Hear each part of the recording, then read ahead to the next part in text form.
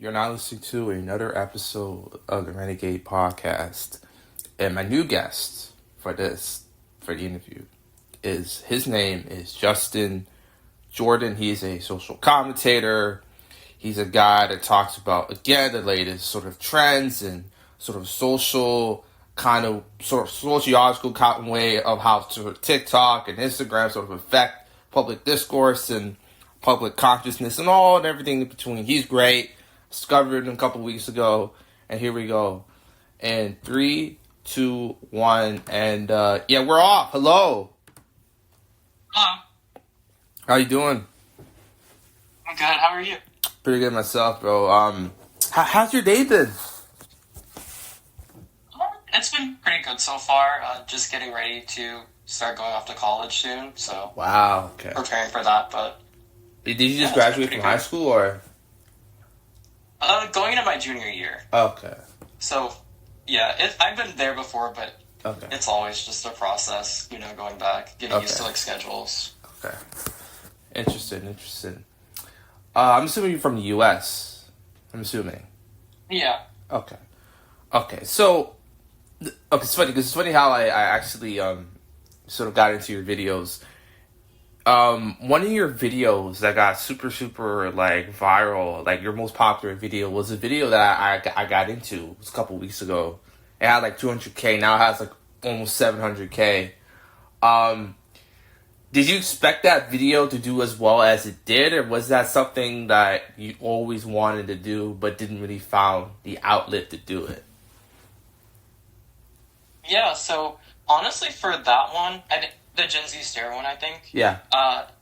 It was honestly really a coincidence when it came to something trending, because honestly, while I was coming up with the idea for the video, I had no idea what the Gen Z Stare was. I had no idea about any of that situation, but I knew I wanted to make a video about just generally how customer service workers are treated, because as someone, at the time, I was working a customer service job at the movie theater.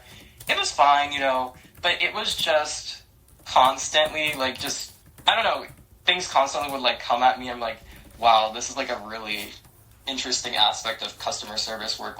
The fact that people feel like you're just less than, people just throw their, trash at you and just be like, oh, you know what I mean? It's just, Yeah. And then, at the same time, people were coming up with this idea of, a Gen Z stare. Yeah. And I was like, I don't know, as soon as I heard about that trend and saw the videos of, people being like, oh, how dare these workers, come into my, how dare I come to, Chipotle, and the workers getting paid, maybe max 15 is, Yeah. lightly off, or maybe a little bit tired, I don't know, it just rang up as so, crazy and out of touch to me. Yeah. So I just, combined those two things, the philosophy or psychology, behind, customer service workers or people feeling they're above them. Yeah. So I just combined those two things, and I really liked that output, honestly. That was, probably my favorite, video that I've made so far.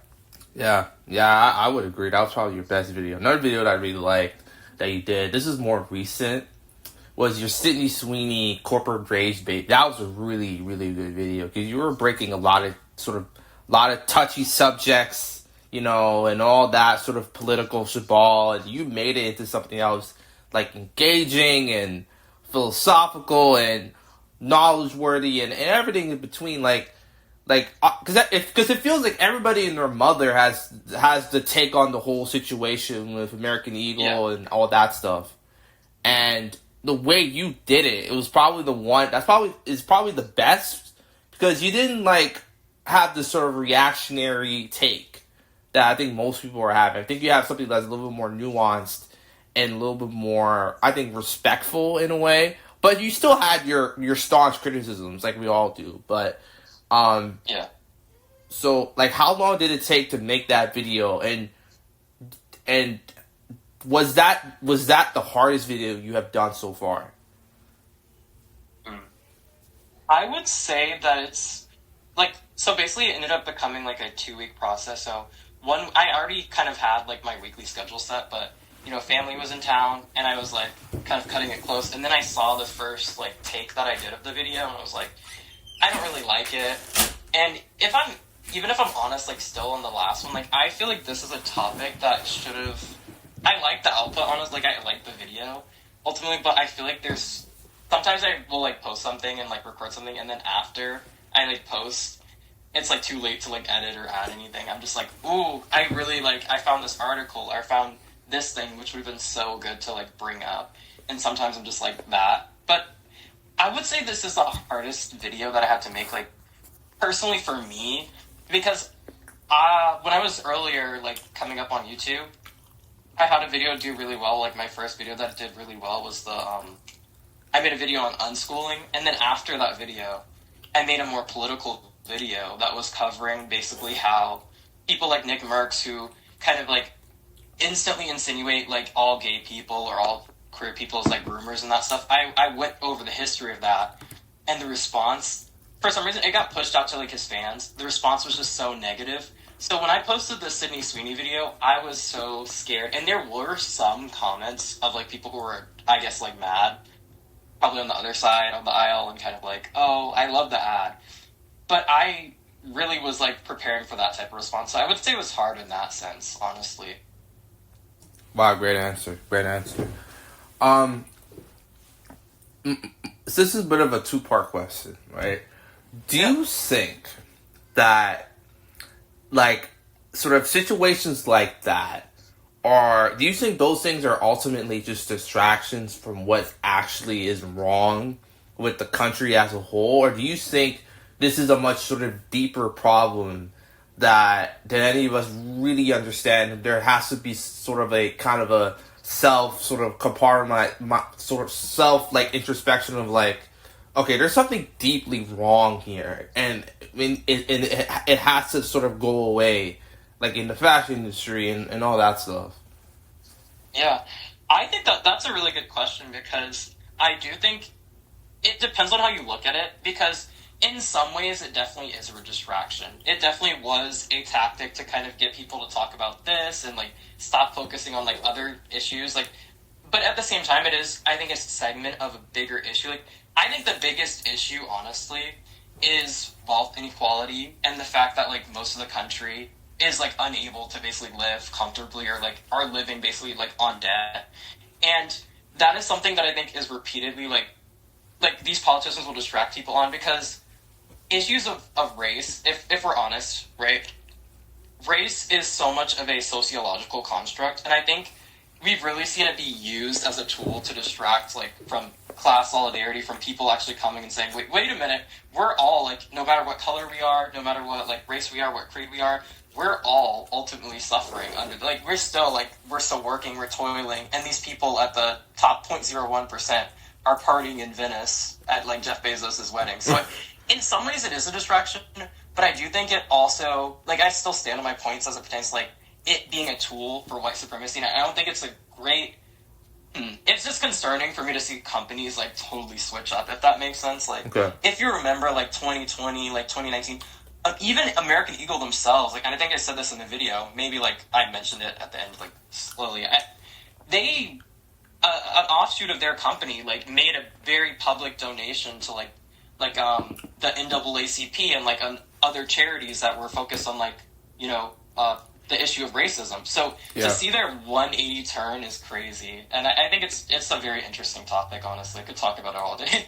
Yeah, I mean, it's interesting that, like, you know, it feels like these sort of culture wars are also a bit not even real. This is just fact. It's a face-off. Let's just keep it real. It's, again, like, we keep running our toes. We keep circling the wagons on the same topics over and over and over. We have to literally argue about things that are in reality. Like, these are just facts, and for some reason the other side just wants to argue the most ridiculous shit ever. It's just, and then you realize that those people have been living in a system that's been sort of slowly stripping them away of education and human rights. And they've been distracted by aesthetics and vibes. And you have generation to generation of more of those rights and more of those freedoms being stripped away and put on the back burner, what you get is not surprising at all. I'm shocked that people are shocked that America in general is in a crisis. It's always been in a crisis. It's just, it's been financially, how can I say, it's been financially inconvenient to exploit that. Now it's being exploited to its fullest now. Right. And it is kind of like a situation of like, I guess the wool being over people's eyes in a sense, because I feel like even like 10, 20 years ago, like there were of course so many issues going on, right? But the economic aspect of that I think was so like hidden. Like people were doing financially generally pretty well, and they weren't really concerned about the overarching inequality. And then I think another interesting fact, I guess, is I think I've seen personally like an increase in this culture war discourse, especially after like movements that like bring a bunch of people together, like white, black, any like, you know what I mean? That kind of bridges that divide. Like think about Occupy Wall Street, where like literally everybody, like people from all groups, all races, were coming onto Wall Street and protesting in their faces. Like since then, I feel like they hated that. They saw it and they're like, we gotta stop this. We gotta keep stoking this division. Because people are all in this, like, we're all in the same boat regardless of, like, of course there are differences, right, and inequalities that exist, not to demean that at all, but when it comes to, like, class and status and, like, wealth, quality of life, a lot of people are in the same circumstances. Like, people can't afford healthcare, it's become a commodity, people can't afford rent, it's, like, ridiculously expensive, groceries, we're all in that same circumstance. So I think it's sad to see people, like the other side, exploit that and kind of use like racism as a way to blame. Oh, it's black people, it's immigrants that are the reason that you're not living in to the standard that you want to. When in reality, it's not those people. It's these corporations that are literally squeezing every single cent from like people as soon as they can. Yeah, interesting. So the channel name and logo, what was the inspiration behind it? Was it a nickname? Was it something is it your actual name? What's the lore behind it? Oh yeah, it's my actual name. Okay. I don't know. I kind of wanted, when I started a YouTube channel, like I think I started it like last year. When I started it, I just kind of wanted to do something. I was just like, oh, let me start a YouTube channel. You know, let me like, because my degree is in journalism, so I think it fits like me to. I don't know, I just wanted to be comfortable talking to a camera, learning, editing, that type of thing. So it's like, might as well just go with my real name. And then also, my real name, like, so many people have my name that I feel, like, fine having that be known. Like, if my name was something that was, like, super rare, or, like, I don't know, people could easily, like, track me down or, like, dox me, I would not use my real name. Okay. Yeah. Interesting. Who's the most famous person that said, I like your work, I love your work? It could be a YouTuber, it could be actually somebody known in the real world. Who was it? How was that sort of experience like? Yeah, so off the top of my head, I remember there's this YouTuber named like Ciro's TV. Like he has like over 100K. And he was like, he shouted me out in like a community post and like reached out to me like privately after the Gen Z stare video. I was like, whoa. Wow. I was like, I did not expect that. I was like, that's crazy. Yeah. Wow, that's cool. That's cool. So we're a year away from, midterms. I'm from Canada, I live in Mississauga. And obviously our political situation is different, but we're also kind of facing similar issues, right? High rent, wealth inequality. There's again tension about immigrants for some reason. Like it's again the same old BS, right? But what do you have hope next year in the midterms, or do you just think that the Republicans are just going to find a way to like get more power somehow? I feel like I have hope overall, only because like, I guess in my real life, I'm more involved in like on the ground like activism. Like in my college town, I'll organize protests and that type of thing. Yeah. So to see like people, I guess, in real life kind of organizing against what's happening has given me a lot of hope. And I really do suggest that to people if they feel like hopeless. Because before I got into that, I was I was definitely in a doomer mindset because, I really got into it after the election, honestly, if I'm honest, like November. After seeing the results of the election of 2024, I was just like, I have to do something, you know what I mean? Or else I'm just going to be moping. Because the reason I have hope is because, how do I say this? I feel like it kind of inevitably will come back to bite. Like, all this stuff that's happening now, awful, and will have wide-ranging consequences, but I think we've already started to see people be very upset by it. People who voted for him being like, I didn't vote for this. Like, well, you did, but, you just didn't read the fine print. So I do have hope that people will eventually come in and see the light. Of course, not everybody. One thing that gave me a lot of hope was seeing the New York City mayor primary where Theron won. I was like, oh my god, I did not expect that. I was like, this is great. I was bracing for Cuomo to win. I was like, please God. It's like, don't let that happen. So I do have hope in some ways, but also I am aware of what we're dealing with and how entrenched that is. And of even seeing, like, Texas redistricting, basically making the playing field unfair. Yeah. There's some things that give me hope and some things that don't, Okay, interesting answer.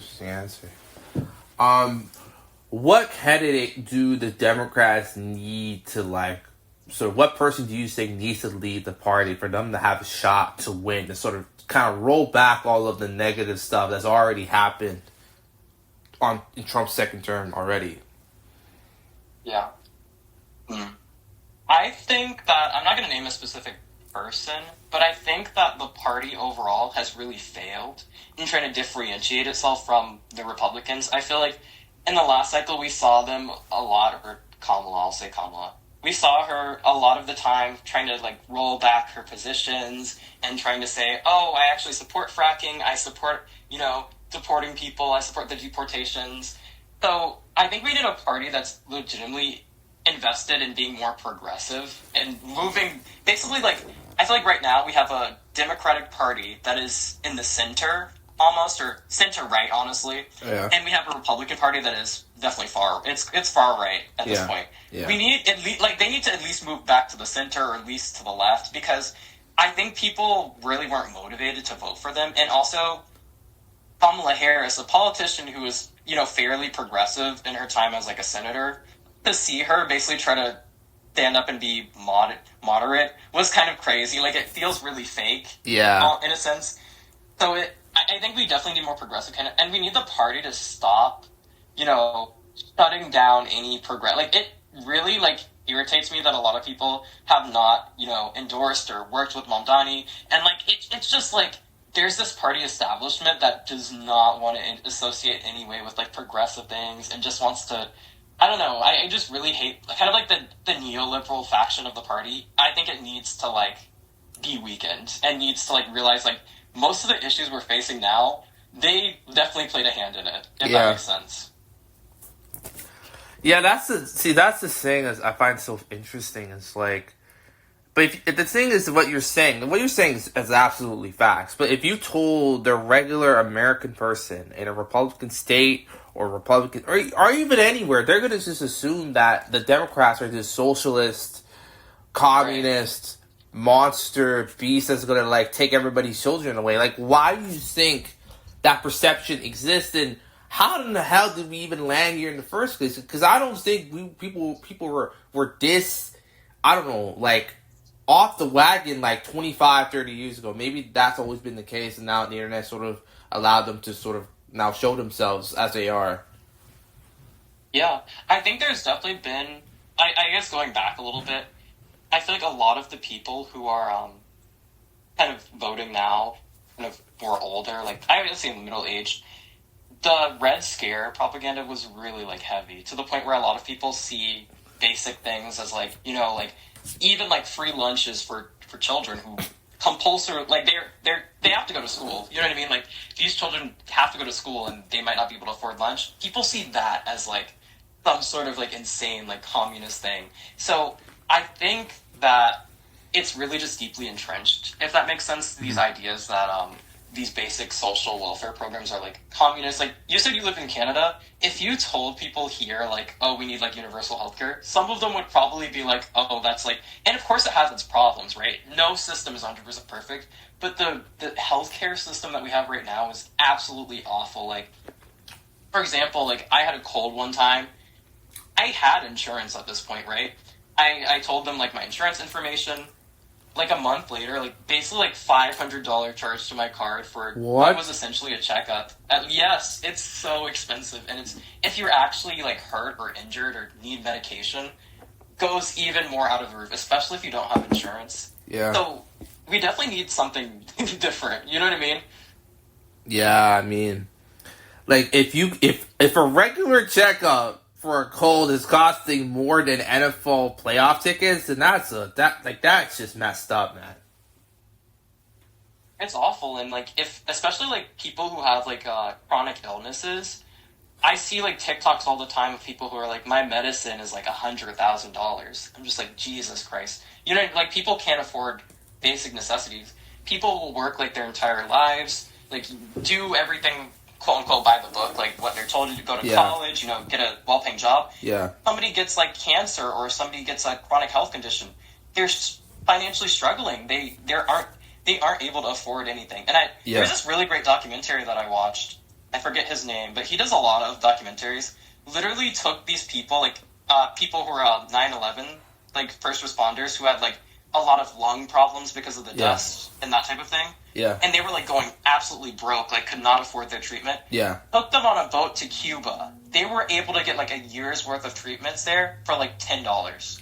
That's I kid crazy. you not. And like were instantly like treated. Wow. And they went to Cuba, and like a nation that we're constantly told is this evil, like disgusting force that's just so nasty. Like, and you know, there's wrongs in every country, of course. No place is a utopia, but I think the campaign against like healthcare here goes crazy, and it's really sad. But I think a way to get people on board is to, and Democrats need to do better at this, I think, is to go into these communities. Like I feel like a lot of Democrats are scared to go to like red areas, right?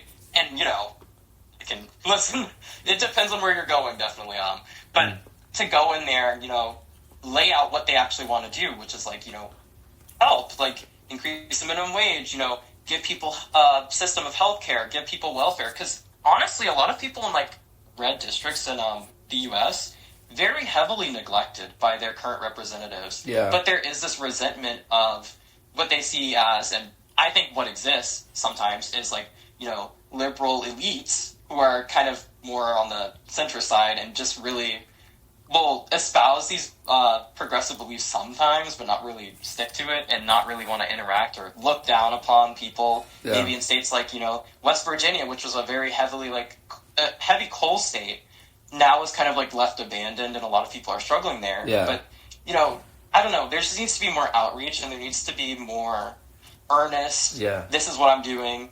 And also, I think there needs to be more clapback. I feel like Democrats let like Republicans get away with anything. They don't really do anything, and I think that's frustrated not only like moderate voters, but also their own base. Yeah. Like it'll be like very symbolic gestures, and then when somebody actually stands up and does something, like Representative Al Green stood up and like waved his cane at Trump while he was speaking at the State of the Union, I believe. Yeah.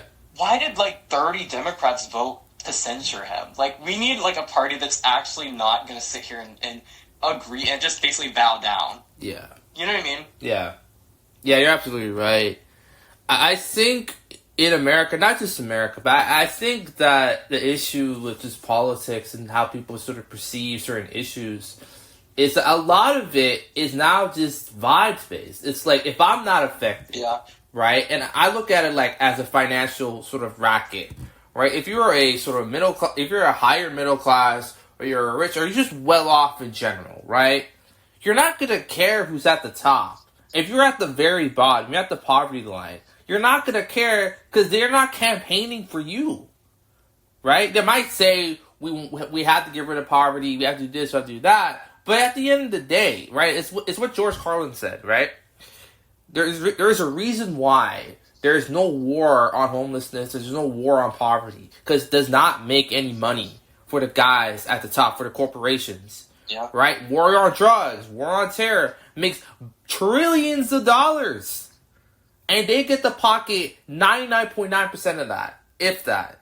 Right? So it's like, you know, I look at sort of the romanticization of certain things of certain years. Look at for me, like the whole like 2016 is the greatest year ever. To me, boggles my mind. It's a reason why we're in this situation in the first place. You're letting things that are not really like, you're letting sort of pop culture moments and movies and music. I'm not saying you shouldn't enjoy that. Enjoy it all you want, but that's not gonna fix the actual issue at hand. You know, so. Right. And yeah, going off the like vibes-based kind of politics, it's so evident if you've ever seen like the manosphere content, that type of content. I think that has been a big force in ensuring the dominance of like the modern Republican Party, because Gen Z men as a whole, like I was looking at this, I guess more so in I think I talked about it a little bit in the Sydney Sweeney video, more Republican, more like conservative than other generations in the past. Like generally, like younger people are more progressive, but I think what we've seen really is it becoming more vibes based. Oh, this guy's an alpha male or whatever. Like he's so strong, you know, and he's telling me that women are property. So I'm gonna agree with that, and I'm just gonna hop on that bandwagon. And there's also been, and even if we are talking about like vibes based politics, the vibes of the Democratic Party have been very out of touch for a while. And I think when they try to, honestly, both parties have been out of touch in a lot of ways, but like Democrats, when they try to do like youth outreach, sometimes I think it just has the opposite effect, where it's like, okay, this is actually like, this is kind of cringe. You know what I mean? Like this is not, especially the older like members of the party, because it'll be like, you know, the staffers, they do a great job, right? Yeah. The staffers will make like this trendy like video or trendy like basically something based around a trend, like they'll do great. But the politicians who are like, you know, 60s, 70s, we definitely have a problem with like the gerontocracy, if that makes sense. Yeah. Like very elderly people holding very high positions of power and not being willing to leave it at all. Like, yeah, it's so bad. It's such a major problem. It is a major problem. You're absolutely right. So, are you working on? I know you dropped a video a couple days ago, but like, what's the future of the channel? Right? Like, are you planning on making like content that's more politically based, more pop culture focused, like maybe talking about a movie or an impact of a song or whatever, or an artist or whatever, or are you? Well, what's the plan here? What's the runway? Yeah. So this upcoming week, I'm moving into college, so I'm finishing work on this video that I think it's going to cover.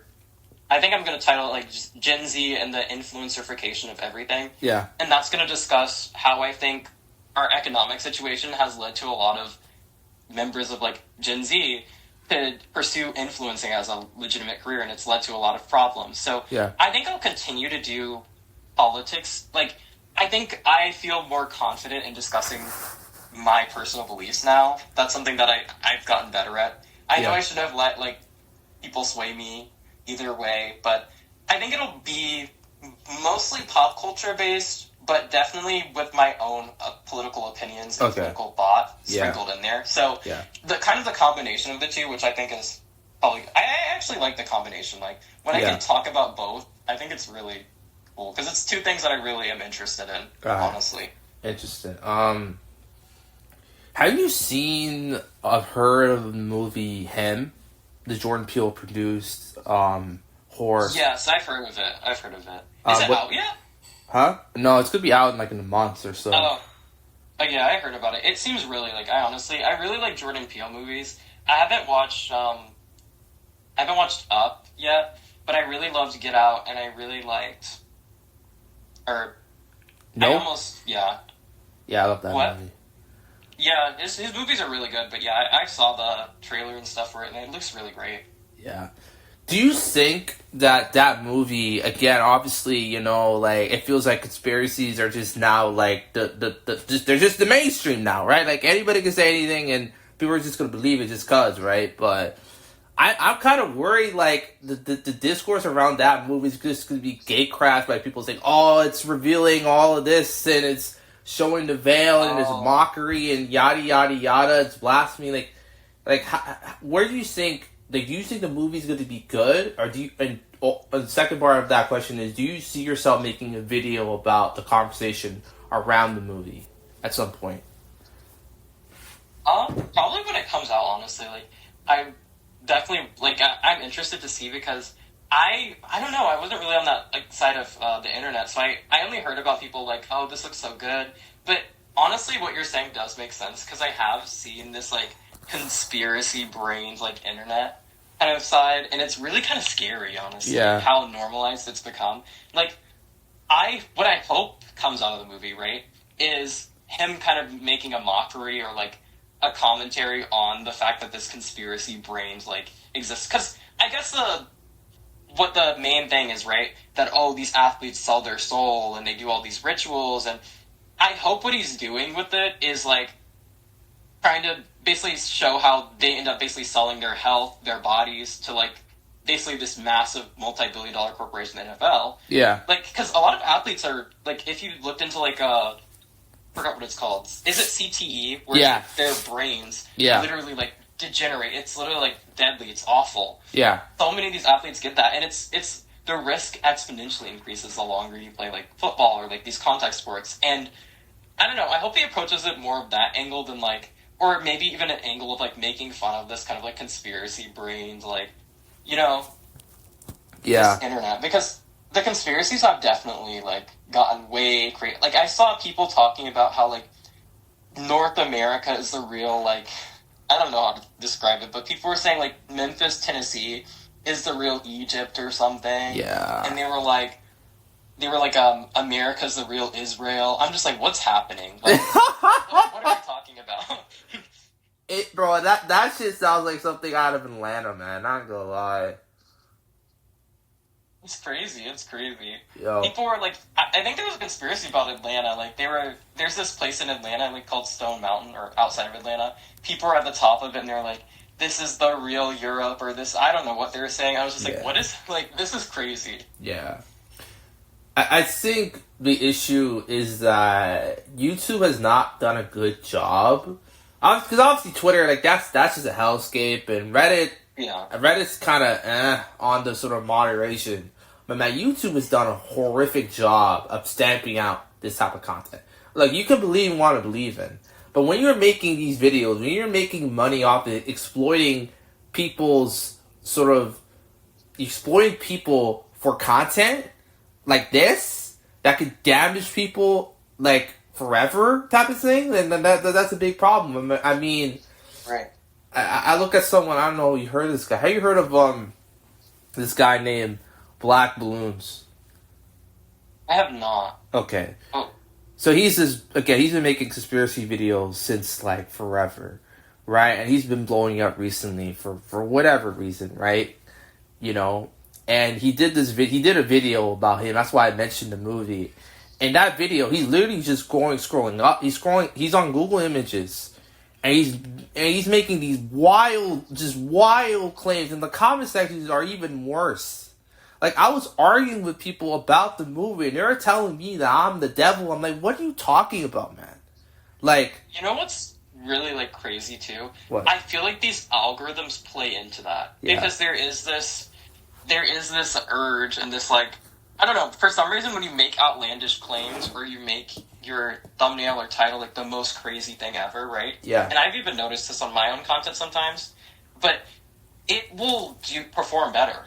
If you're like, oh, this generation is cooked, oh, I hate this, or, you know what I mean? Like, there's no, like, especially with conspiracy content, I feel like at first people start and they'll have some sort of, like, oh, like, this is a thing people talk about, it's kind of funny.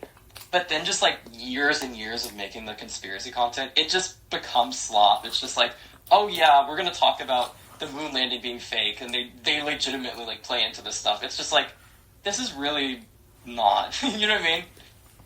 And also there's the arrogance of, like, oh, they're so blind, how it's right in front of their face. It's like, what? Like, it's just like, then you realize that, like, a lot of these people, again, a lot of these people are religious based. Granted, some of them are not even religious, right? Which is even more kind of scary because you can't say, well, they believe in this or at least that.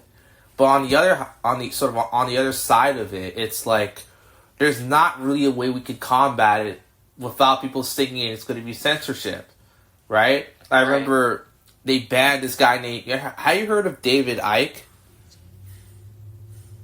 I maybe have. He's the lizard guy. He believes like the elites are like lizards, some crazy shit, right? And they banned him. He should have been banned like years ago. He gets banned because of COVID stuff, right? You know, and obviously, you know, his fans got upset and some of his videos got reinstated, and all of a sudden all these conspiracy channels just pop out of nowhere. Kind of suspiciously pop out of nowhere. I find that kind of funny, right? You know, it's not just black balloons. It's guys like, the truth is, I hate that channel so much, man. I really do. It's guys like Jay Marvelous. Like, he used to, like, he said he used to work at Def Jam. I don't know what that even means, right? Again, it's just, they're just pushing a lot of bigoted crap, and it's like, and people eat this shit up. I'm just like, how can you guys believe this? And I'm just like, how? I feel like it's worse. It's worse on, like, Twitter and TikTok. Yeah. Because TikTok moderation is so bad. Like, stuff just flies by the rate. Like, I feel like it's AI moderation, but it's like awful AI. So, it's just, I don't know, it's crazy to see how much this type of content has been normalized. And it's also a catch-22, right? Because it's like, if you say, like, this is false, like, just ban these accounts, like, they're spreading misinformation. People are like, oh, that's censorship. Like, this is them trying to censor us. They don't want us to hear this. But at the same time, it's like, this is actually, like, especially, like, during COVID, a lot of that stuff was actually really harmful and, like, really, like, could really hurt somebody that they were saying, like, oh, take this random medication. Like, no? Like, what are you talking about? Yeah. Yeah, you're right. Interesting. Have you watched Tron Legacy? Tron Legacy? Yeah. I have not yet. Is it a documentary? No. It's a movie. It's a movie. Oh. So you haven't heard of the Tron franchise? No, I haven't. You have to check it because there's a lot of very interesting commentary. You know, like especially in Tron Legacy, it's like it's very like. I wouldn't say it's anti-capitalism, but it kind of is because, like, I'm gonna can I just spoil it for you or? Yeah, sure. Like, Daft Punk did the soundtrack for the second one, so okay, so the plot goes like this, right? So Kevin Flynn, he's like the Steve Jobs of his era in this world, right? He creates all of these games and stuff like that, and this guy named Dillinger. He's sort of like Jeff Bezos. He's sort of like the supervillain kind of figure. He creates this program called the MCP in the original Tron to essentially just control the grid and rid all of it of his creativity and make it super corporate and stale and bland and it is a bit of a predictable story. In the second movie, Flynn goes back and he creates the Encom grid, which is it allows him to like sort of test out everything he wanted to do, right? And then during the time before he disappeared, which means he got stuck in the grid, right? Because his evil clone, Clue, that he created to create the perfect system, locked him in because he deemed his own creator imperfect, right? Kind of like the sort of like God and the devil and Jesus type of thing going on, right? And he gets locked in. And then he kidnaps his right-hand man, Tron, who is Alan Bradley in the real world, right?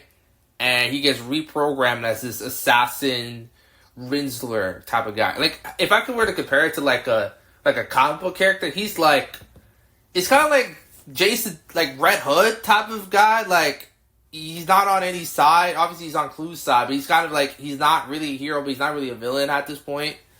And like morally kind of like ambiguous. Yeah, he's ambiguous, right? And he, again, like his designs, he's all because in the original he was again the original design of it. He's all white, like he had a white suit and everything, and now he's all black. He has he has black armor. He has a full on black helmet. His colors are yellow. Like colors are a big thing in Tron, right? Like if you're a blue color, then you're on the good side. You're on the yellow and red color, then you're on the bad side. Everyone else is kind of in between, right? It's kind of a very sort of interesting conversation about sort of hierarchy and patriarchy and class system and classism. There's a lot of classism discussed in Tron and Tron Legacy, right? And essentially, what happens is that Sampling gets he gets his page. So Alan gets his page from the original Encom arcade, right? And he doesn't know where it came from, but it came up. Because he's one of the only guys in this world that still uses a page. Everybody's on iPhones and shit, right? So, Sam goes into the grid. He goes into the arcade. This is right after he ran from the police because he jumped off of an Encom tower as like a prank. He does his prank to remind the company that he's lost his way. It stopped being a gaming company. It's more of a wannabe Microsoft, a wannabe Apple, wannabe software, iOS type of thing, right? And he gets into the arcade, and again, because Alan handed him the keys, so the doors open up, and is Kevin's sort of old sort of office, and there's this sort of dusty, it's kind of like this computer tablet thing. I don't know. So he types his code that he knows because Alan told him.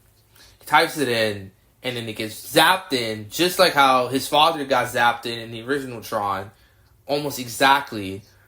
And then the movie sort of plays out from there. He fights Clue at the end. He can't save his father. His father absorbs Clue, and it destroys most of the grid.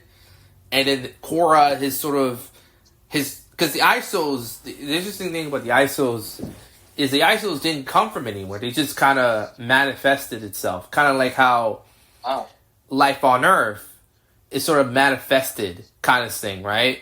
Like bacteria didn't, imagine bacteria become sentient and they have their own personalities and stuff like that, right? So, it's a very interesting movie. I think you should check it out. I think there's enough content for you to do like a bit of a deep dive. I don't know if you're going to do like any sort of movie deep dives or anything like that, but yeah. That seems like really, because I really love like fiction that covers real world issues. Like I really like Black Mirror. I know it's been like some of the seasons, some of the episodes, kind of mid, but like overall, I really love the show. Have you seen it? I've seen some of it. Yeah, it's really good. Yeah, it's pretty. Like the last season, I really loved. Yeah. It's really interesting to see how, like, technology, specifically, like, the internet, has kind of changed from, like, I feel like there's this idea that it was just going to change the world, make everything, like, great. Like, all these young, like, tech CEOs in, like, the 2000s and stuff have kind of become what they despised, if that makes sense. They were like, oh, well, let's not be evil, let's do this amazing thing to, like, actually help people. And it's like, sometimes I'm like, I don't know how much I can talk about, like, Google sometimes, because I'm just like, I don't want to, like, hurt my whatever, but it's just, like, some of the decisions made by the company, I'm just like, what are we doing? It's very head-scratching. Yeah. Very, very head-scratching. So, obviously, I always sort of bring this up in most of my podcasts, but, how can I say this? How do you feel when you see a certain person sort of get dogpiled for years for no real reason? I think a more recent example is you must have heard of her, Millie Bobby Brown. She's like the lead. Yeah. And it's so weird. Like the conversation around her has just become so twisted. Like I remember when the show came out and everybody loved her, and then I kind of lost track, and then all of a sudden, right after season 4, right? It still feel like, Noah Holmes came out and people still liked her. Now all of a sudden, anytime you see a post about her outside of the Stranger Things fandom, even some of them are, like, it feels like it's like they're going after her looks and her relationship and this, that, and the third. It's, she got plastic surgery, she's arrogant, she's this, she's that. It's like, first of all, you don't know her. Right? Exactly. And second of all, like, wait, what just happened here? Like, she didn't do anything wrong. Like, it didn't make any sense to me. And then I realized, okay, it's like, same thing happened to Brie Larson. Same thing happened to Rachel Zegler. Same thing's happened to Bella Ramsey, too, for some reason. Like, she said something about wanting to be Spider-Man, which is, like, a pretty innocuous answer. Like, I think we all want to be Spider-Man at some point. And now, all of a sudden, it's like, people are acting like it's, like, this grave sin. It's just, like, what?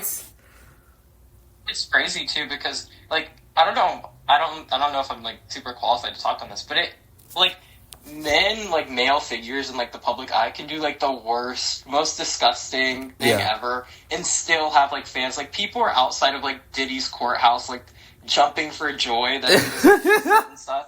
Like, people still are like, oh, I love R. Kelly. Oh, I love... There's just so many excuses are made for, like, these men.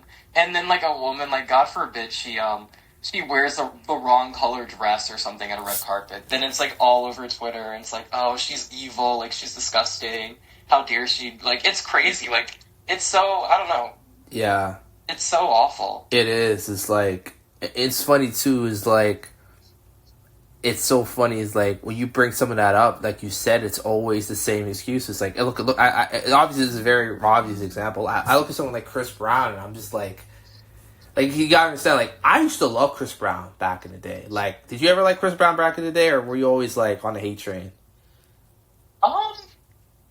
Honestly, since I've known, like, what he did, maybe I don't think I ever, like, listened to his stuff, like, I was never like, oh, I want to listen to Chris Brown. But ever since I knew about what he did to Rihanna and what, like, I don't know, like, it's not even just Rihanna's disgusting, like, that's already enough to, like, get you off of my, like, I'm not listening to you in my books. But the fact that there's this continued pattern of behavior, of, like, violence from him, like, and people still, I'm just, like, ever since that, I'm just, like, no, like, I've kind of been on the hate train, I'm not gonna lie. Okay.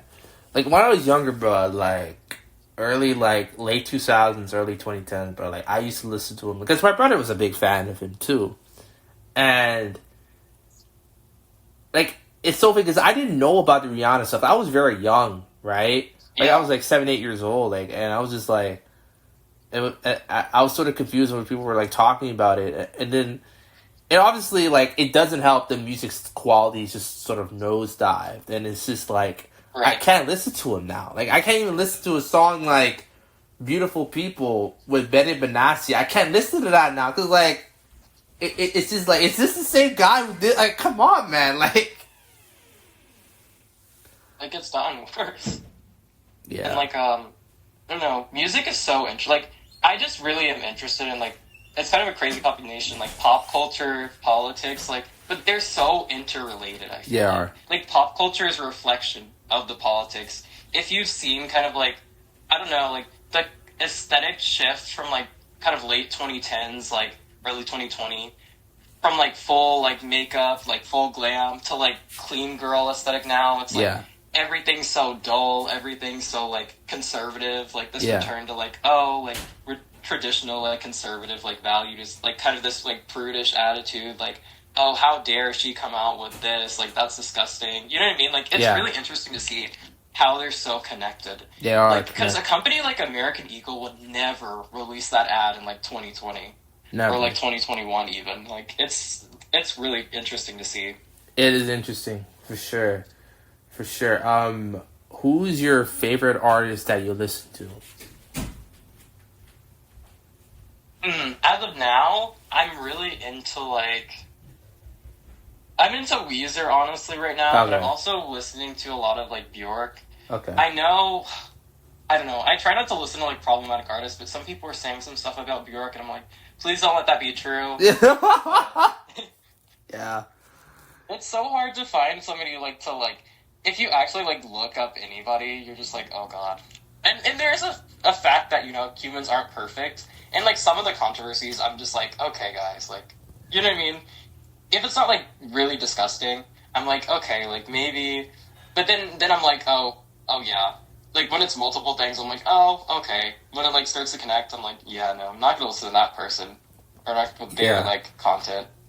It's funny, because I want to bring this up. You mentioned that, you know, there's certain men that, just men in general, it seems like they can get away with anything and people will still defend them.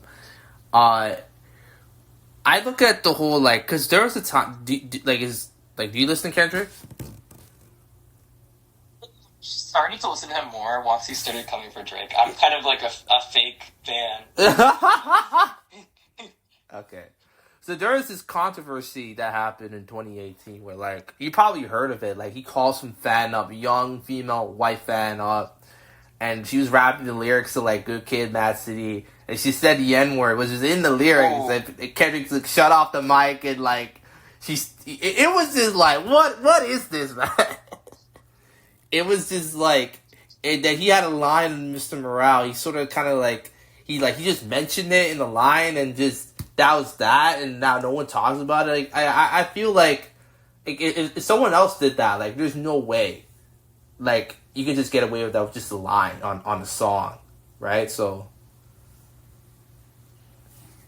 yeah, it is interesting to see, like, I guess the different level of, like, and it also depends, like, fan base to fan base, because I think there are some, like, some women who do get away with a lot of stuff, especially if they're, like, very rich and powerful. Like, one example that I'd like to bring up is somebody who I used to listen to. I don't know if you've heard of her, but her name is, like, Melanie Martinez. Oh, yeah. Her whole aesthetic is, like, very, like, alternative. Yeah. I loved, like, her older stuff. But then, like, the allegations of, like, assault came out. Ooh. And a lot of people just, like, brushed them over because Melanie just came out and was like, no, none of this is true. Brought no evidence as to why none of this was true. And everybody just kept running with it and saying, like, oh, the victim, like, she's lying. How dare they lie? You know what I mean? Like, oh, they're all lying on Melanie just for clout. And then, like, people revisited it, like, a few years ago, mostly because, which is, I feel like it's kind of crazy that, like, the effect of things leading to each other, because a major reason why people were mad at Melanie was not the allegations. It was the fact that her merch is just, like, ridiculous. Like, she will sell, like, candles for, like, $80. And, like, crazy. There's this dress that's, like, fully polyester, like, definitely, like, made, like, terribly. It's, like, $300 or something on her site. Like, she scams her fans. So then they, like, went back to the allegations. They were like, oh, she actually is, like, this is really disgusting. You know what I mean? But there's still so many people who still, like, support her, who still, like, none of this is true. Like, I don't know. There's some people who just get away with everything, and it's just kind of interesting to see. Yeah. Yeah, I'm with you on that. I mean, yeah, I absolutely agree. Do you watch sports? Did I watch what? Do you watch sports? Only, like, the Super Bowl, I'm gonna be honest. Or, like, maybe I'll sometimes catch a glimpse of a game. Okay. Interesting. What is your favorite movie? Ooh, favorite movie? That's a hard one, because I have so many movies that I really love. I'm probably gonna go for an A24 movie, so might sound stereotypical, but Midsummer, I think, was really well made. If that, like, it's really disturbing. Yeah. It's really disturbing, but it's really well made, and I really liked how, like, the progression of the plot. Yeah. It was really well paced, really well, like, I love how movies are so powerful in that, like, the color grading and, like, just, like, the aesthetic of it can totally change based on, like, what's happening during this movie. Yeah. Yeah, interesting. What is your, like, who's your favorite actor / actress that you like to watch? If I'm honest, I haven't really been following that many. Like, I like Zendaya, honestly. Yeah, I'll just go for Zendaya. I was gonna say, like, I don't really follow, like, a lot of actresses or actors, honestly. Okay. Which is, it's kind of bad. I look and see, like, the drama that's happening, but I'm just like, do I know who this is? Okay. What is your favorite TV show you ever watched? I ever watched? Oh, I might dig way back, deep. Okay. Or actually, maybe not. I'll just say one I liked recently, but it heavily depends on the season. Like, I liked Yellow Jackets season 1. I'll say season 1. Yeah. After season 1, it went downhill. Yeah. I was just like, okay, this is bad. Yeah. Like, I hate when shows do that. Yeah. Interesting. Did you like ever watch cartoons growing up? Yes, I love SpongeBob. Honestly, that's my favorite cartoon. I had so much SpongeBob stuff as a kid. Yeah. Interesting. Did you ever watch like Teen Titans and stuff? I did sometimes. I was more so on the Teen Titans Go end, which made me like the show a little bit less. But when I was younger, I thought Teen Titans Go was fine. I never watched the original Teen Titans though. I heard it was better, depending on who you ask, I guess. Interesting. Do you read comics? Not really.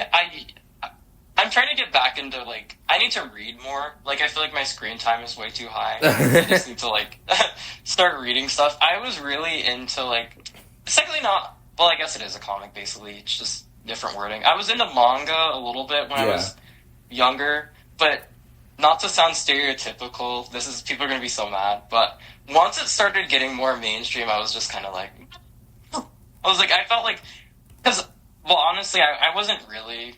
It was still mainstream when I was really into manga and, anime. But it was more so, kind of more niche, I feel like. Because I was into it more so in, say, 20...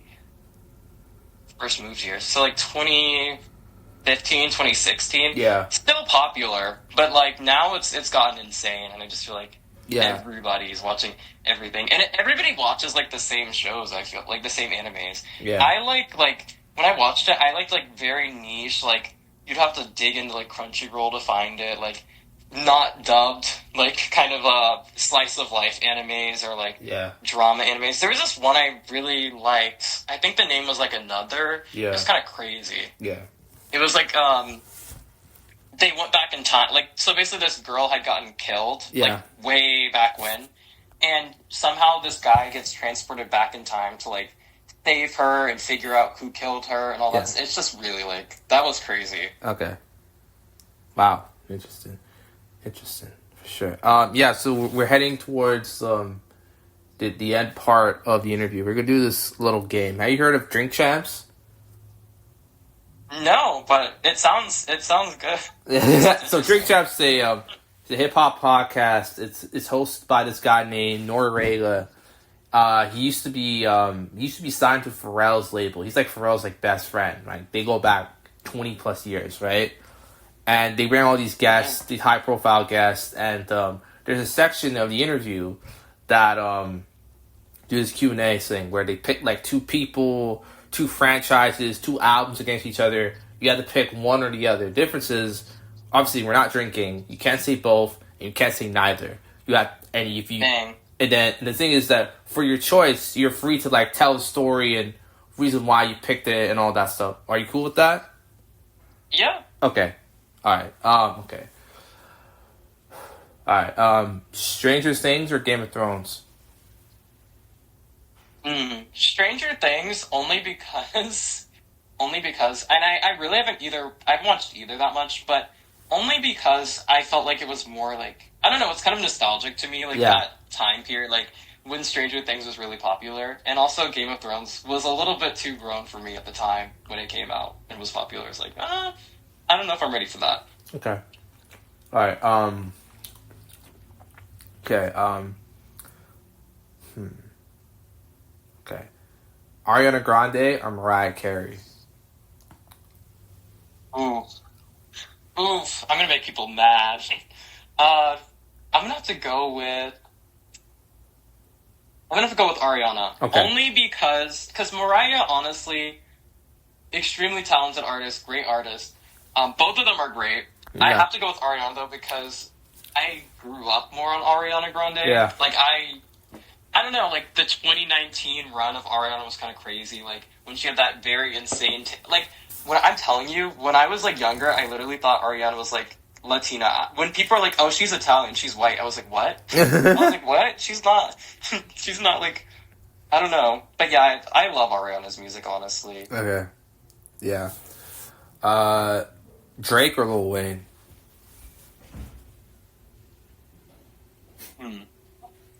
I'm gonna go with Lil Wayne because honestly, on an impact scale, even though I don't really listen to Lil Wayne that much, I think he had a very heavy impact, like, in the earlier, like, 2010s. Yeah. And also, I'm very heavily biased against Drake. I don't know. I don't know. Drake kind of weird. Like, he's kind of icky to me. Yeah. Yeah. Okay. Chief Keef or Lil Durk? I'm gonna go with Chief Keef. Okay. But I don't really have a story behind it, honestly. Okay. It's more so just intuition, I guess. Okay. I might be wrong, though. People might be like, you picked the wrong answer. Okay. Pusha T or Mos Def? Pusha T, Okay. honestly. Okay. Right. Jay-Z or Nas? Jay-Z or Nas?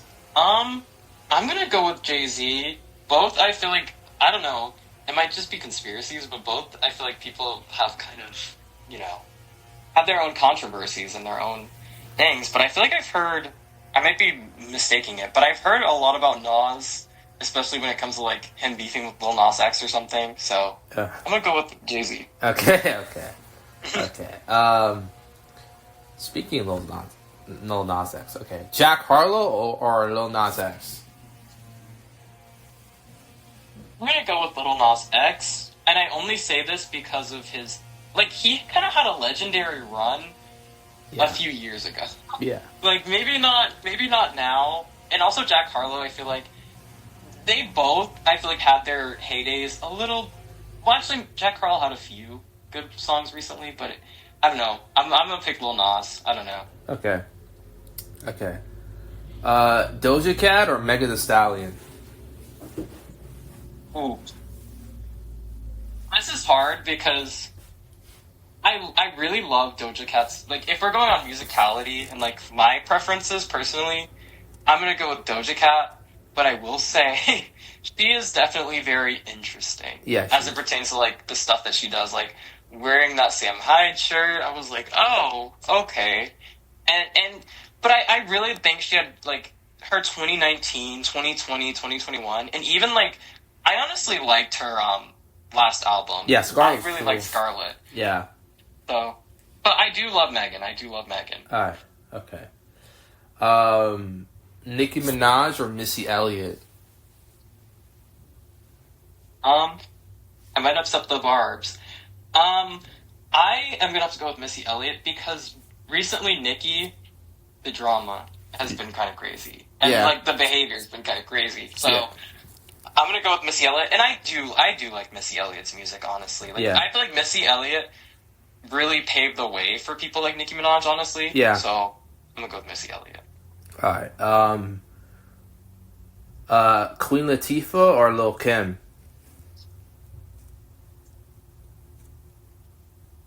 I'm gonna go with Lil' Kim. Yeah. And this is gonna sound so crazy.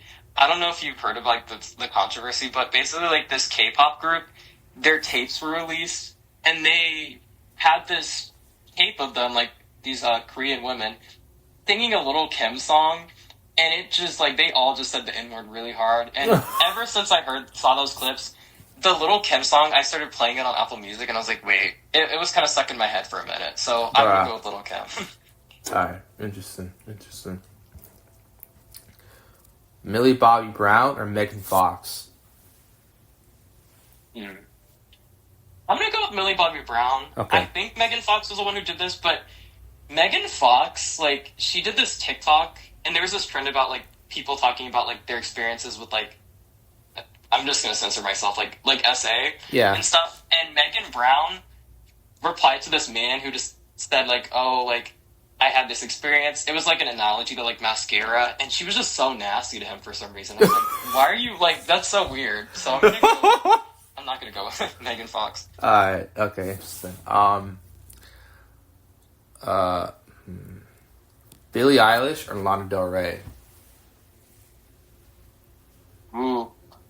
I'm gonna go with Lana because I feel like I find myself listening more to Lana, but Billie's last album, I think was really good. Yeah. I was kind of sad that she didn't get I feel like really bad that she came home with like I don't remember if she got any Grammys at the awards. That was I don't think crazy. she did. That was sad. I feel like they could have got Billy at least one Grammy for that album because it was really good. But I do find myself listening more to Lana, and the whole feud is going on right now, which is kind of crazy between Ethel Cain and Lana, which is ooh. Yeah. Olivia Rodrigo or Miley Cyrus?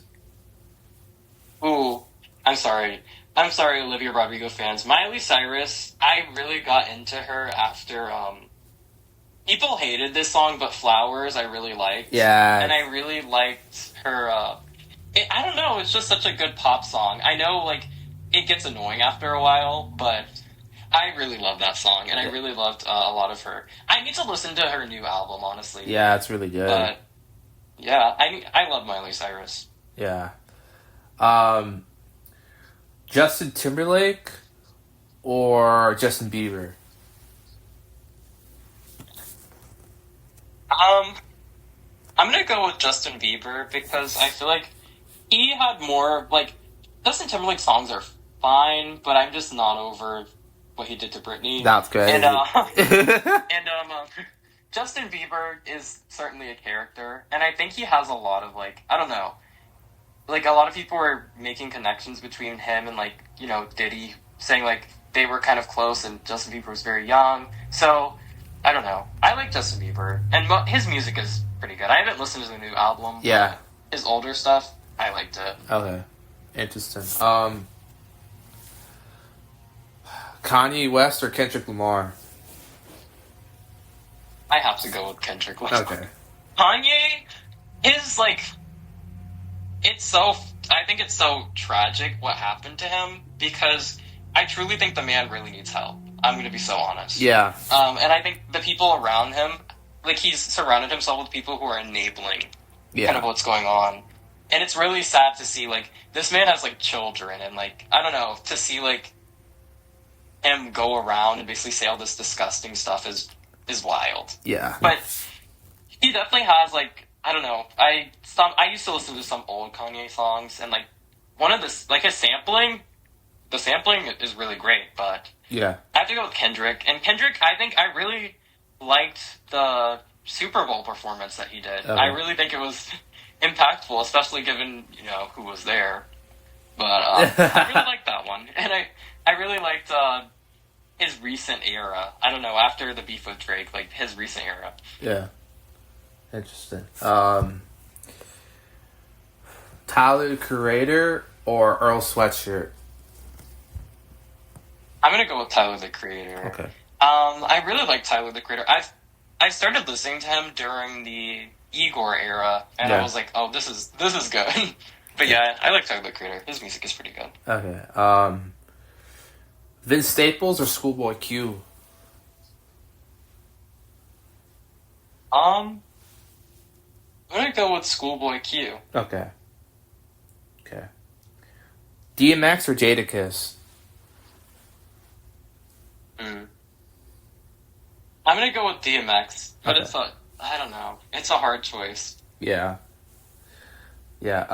Christopher Nolan or Stanley Kubrick?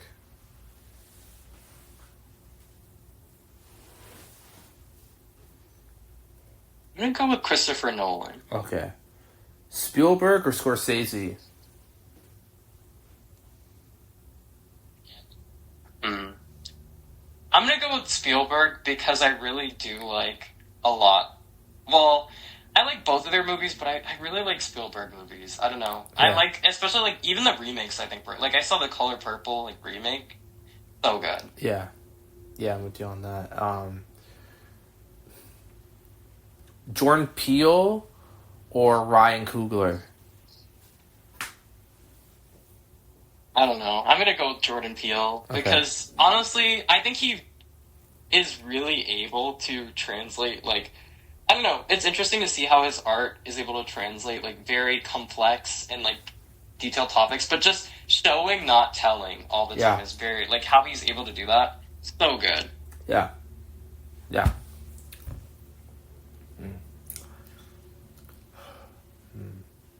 Outkast or the Beatles?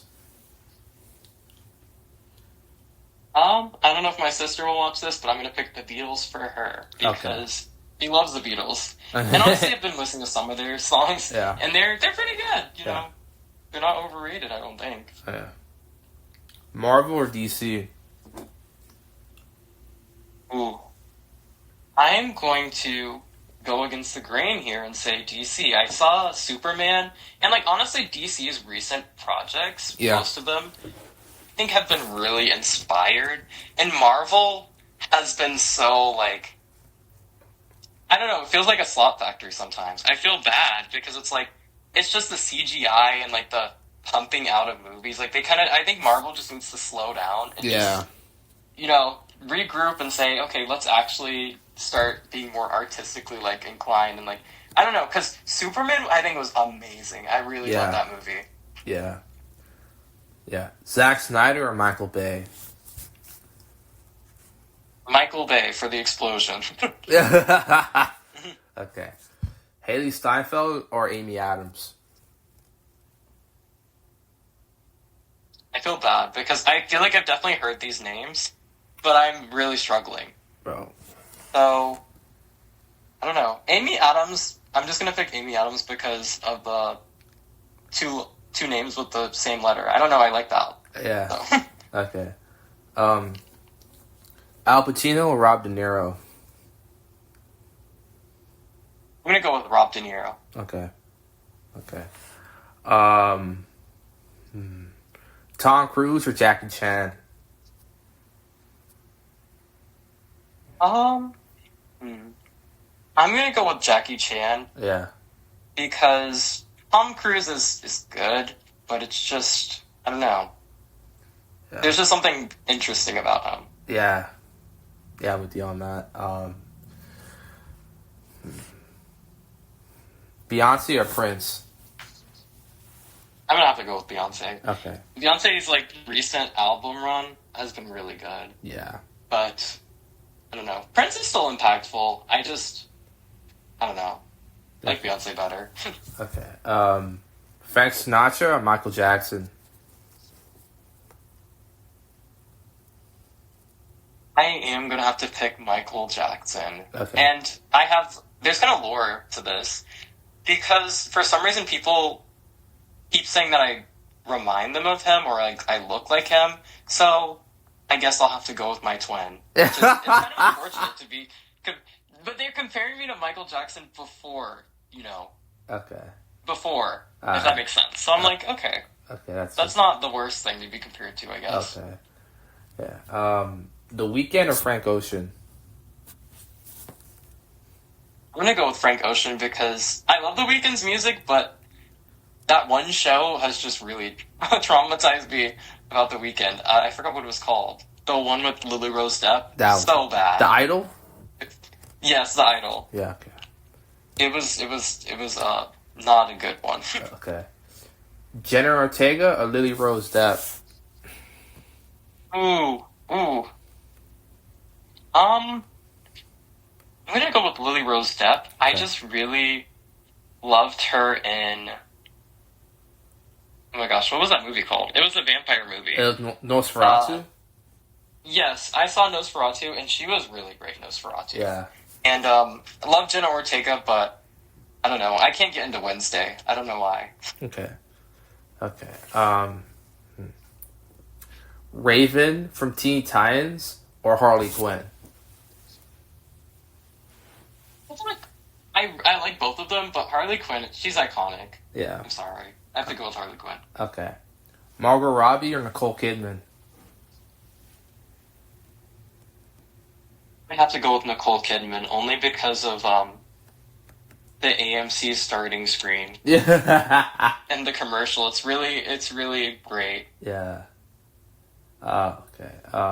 Interesting. Ana de Armas or Gal Gadot?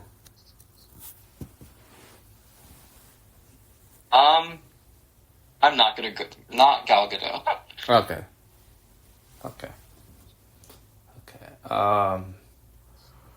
Brie Larson or Rachel Zegler? Rachel Zegler. Okay. I did not see Snow White because of... Well, honestly, I don't think I was going to see it regardless. But you know, I don't know. Rachel Zegler's a pretty good actor. Yeah. Yeah. Okay. Christian Bale or Tom Hardy? I'm so bad with names. I've definitely heard and probably seen both of these people, but I don't know. Christian Bale has a nice ring to it. Okay. Okay. Okay. Denzel Washington or Samuel L. Jackson? I'm gonna have to go with Samuel L. Jackson. I don't know. I need to watch more of his movies because, I don't know. I really liked, I don't know. He just has a vibe about him that I really like. Okay. Morgan Freeman or Tom Hanks? Ooh, I'm gonna go with Tom Hanks because I really was obsessed with Forrest Gump for a while. Okay. Okay. Second last one. Last of Us or GTA? I've got to go with GTA. I've never played Last of Us. I've tried to watch people play it, but it's just a very long. It's kind of one of those games I feel like I'd have to play it. Yeah. But watching people play, I sometimes get into it, but I'm just like, I don't know. I have no idea what's happening. There's just so much happening. Okay. Last one. Ferrari or Lamborghini? Ooh. I'm gonna go with Ferrari. I feel like I have no experience with cars, but Ferrari just seems it's classy. It's I don't know, Lamborghinis, they're just so flashy and both of them are flashy, but I don't know, I feel like a Ferrari is very elegant luxury versus bold and okay. I don't know. Okay. Bonus one. Ray or Charlie XCX? Ooh, Charlie XCX. I liked rap. Yeah. And double bonus one. Tove Lo or Rita Ora? I'm gonna go with Pablo. Okay. Because of that clip from Megan that was hello. Love that. Okay. Alright, that's the end of the interview, man. Real honor of talking to you. Yeah. Congrats on your channel, blowing up. Thank you and so all much. that. Yeah. I didn't think you're gonna say yes to this, but you did, but yeah, it was a great conversation. Hopefully we can, talk at some point before the year ends, so yeah. Yeah, and let me know when this comes out. I will definitely share it. Yeah, on my, for sure, yeah. And all that stuff. Yeah. For sure, bro. Have a nice day, man. Yeah, you too. Bye. That is another episode of Renegade Podcast. Hope you guys enjoyed this one. Same way I enjoyed this one, putting this one together. Bye.